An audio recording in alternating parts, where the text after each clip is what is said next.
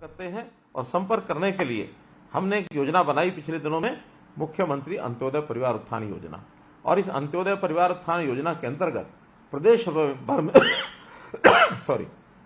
लगभग 500 कैंप ये हमने लगाए और एक एक परिवार के किसी न किसी सदस्य को हमने बुला करके और उनको कोई काम देने की बात कही। ऐसे परिवार जिनकी आय 1 लाख रुपए से कम है, हो सकता है आप में से भी किसी को उस कैंप में जाने का अवसर मिला हो सकता है आप न गए हो, लेकिन हमने ऐसे अपने कैंप लगाकर लगभग 50,000 से ऊपर ऐसे युवाओं को और बैंक से लोन लेकर के दिलवाया है, ताकि वो अपने पैरों पर खड़े हो सकें, स्वावलंबी होकर और अपने काम को आगे बढ़ा सकें। हाँ, निश्चित रूप से बड़ी संख्या है और उस बड़ी संख्या में इतनी एक योगदान के कारण से को मैं कहूंगा कि सभी लोग रोजगार सबको मिला है, ऐसा नहीं है। आज तो मैं प्राथमिकता के तौर पर ऐसे युवक जिनकी आयु 24 साल से 36 साल हो गई है, जिनके परिवार की आय 1 लाख रुपया इससे कम है और जो ग्रेजुएट्स हैं, ग्रेजुएट से इससे ऊपर हैं, ऐसे जो बेरोजगार लोगों को, जो हमारे युवा साथी हैं, भाई बहने हैं, उनके साथ बात करने के लिए मैंने योजना बनाई। और एक बात आपको मैं ध्यान कराना चाहूंगा कि आखिर इस प्रकार की योजना है ये हम कैसे बना पाते हैं। आपको ध्यान होगा, हमने एक नई योजना यूनिक पूरे देश भर में, हमारा अपना प्रांतीय हरियाणा, जहां हमने परिवार पहचान पत्र की इस योजना को लागू किया है। परिवार पहचान पत्र के माध्यम से मैं आप सब लोगों तक पहुंचने का और एक रास्ता बना पाया हूं।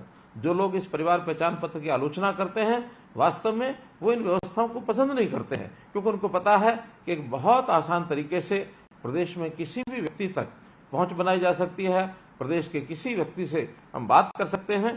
तो ये सारा काम करने के लिए ऐसी एक सूची बना करके आप लोगों से बात करने का मैंने ये रास्ता ढूंढा है। आप लोग पढ़ाई करते हैं, पढ़ाई करने के बाद सरकारी नौकरी की तलाश आपको रहती है। पता है अपने को सबको कि सरकारी नौकरी के लिए एक परीक्षा देनी पड़ती है और उसमें मेरिट अगर अच्छी आती है तब जाकर के सरकारी नौकरी किसी को मिलती है। सरकारी नौकरी बहुत अधिक लोगों को मिलना संभव नहीं होता, मात्र 5 या 6% लोगों को ही ये नौकरी मिलती है। शेष सबको भी रोजगार चाहिए।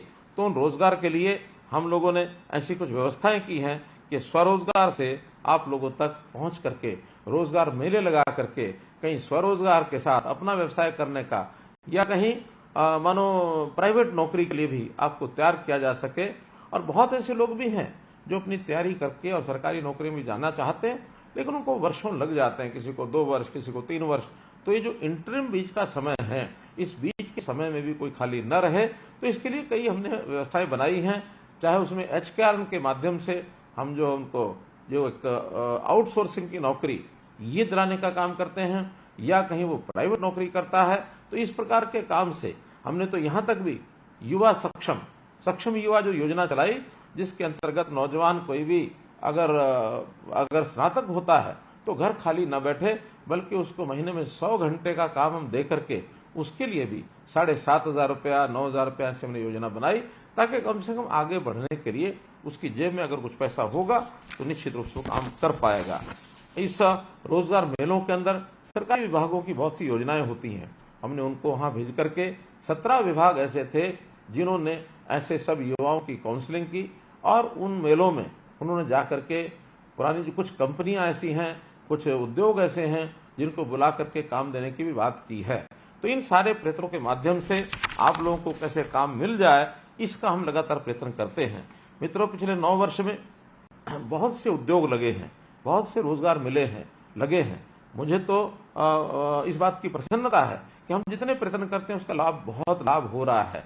हमने अभी पिछले दिनों के अंदर जो 1889 रोजगार मेले लगाए, जिसके अंदर 1 लाख से ऊपर ऐसे नौजवानों को निजी क्षेत्रों में उनको रोजगार के साथ जोड़ा है। और सरकारी नौकरी की जहां तक विषय है, योग्यता के आधार पर हमने एक शब्द प्रयोग किया कि बिना पर्ची बिना खर्ची ये नौकरी दी जाएगी, और मुझे इस बात का संतोष है। पिछले 9 वर्ष में हम इससे पहले की जितनी सरकारें रही हैं, अगर औसतन लगाएं तो सबसे ज्यादा नौकरियां हमने दी हैं। उदाहरण के तौर पर 1999 से लेकर 2005 तक ये जो 5 साल की सरकार, 5.5 साल वो सरकार चली, मात्र 15,000 नौकरियां ही वो दे पाए। और फिर कांग्रेस की सरकार 2005 से 2014 पूरे 10 वर्ष चली, उन्होंने भी 10 वर्ष में और 86,000 नौकरियां मात्र दी। अब ये अलग बात है कि क्लेम करने में कोई कितना ही क्लेम करे। मैं भी पिछले दिनों में पूर्व मुख्यमंत्री भूपेंद्र सिंह हुड्डा से बात मैं सुन रहा था उनकी बात, तो उसमें उन्होंने बताया कि हमने 1 लाख तो अध्यापक लगा दिए हैं, जबकि वास्तविकता ये है कि कुल 10 साल में 35,000 अध्यापकों की भर्ती उन्होंने की है। मैं कभी न कभी उनके आमने सामने बैठ करके भी इस बात का और खुलासा करने वाला हूं कि उन्होंने कितनी नौकरियां दी, और उन नौकरियों में उन्होंने नौकरियां लगाने का प्रयत्न किया होगा, लेकिन वो प्रयत्न करने के साथ उनके एक सिस्टम में कितनी खराबी थी कि उसमें बहुत सी नौकरियां तो बलि चढ़ गई, कोर्ट्स ने जिनको रद्द कर दिया। तो ऐसी रद्द हुई नौकरियां वो भी उनको देखनी होंगी। और जो उन्होंने आउटसोर्सिंग से लगा करके गेस्ट टीचर लगाए थे, आखिर उस गेस्ट टीचर्स को भी नौकरियां नहीं दे पाए। हमने आने के बाद उनको नौकरी भी दी, और नौकरी में उनको अंतिम समय तक वो रिटायर ना हो, ताकि उनको रोजगार उनके रिटायरमेंट एज तक मिला रहे। ये काम भी हमने आने के बाद किया।